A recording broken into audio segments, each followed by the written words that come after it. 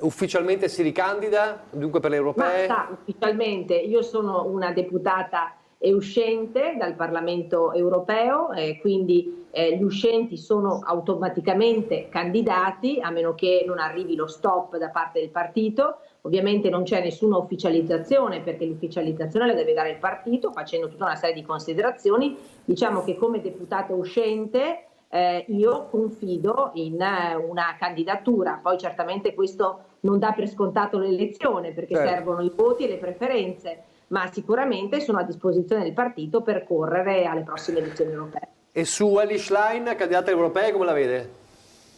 Guardi, è una discussione che si trascina a mio avviso un po' da troppo tempo, nel senso che noi abbiamo una possibile duello e io credo che Giorgia Meloni abbia fatto bene ad individuare in Elly Schlein la sua competitor. Sulla discesa in campo invece delle due leader ho qualche perplessità in più, non tanto per Fratelli d'Italia che farà la sua scelta, non è il mio partito e quindi io non devo giudicare le scelte di Giorgia Meloni.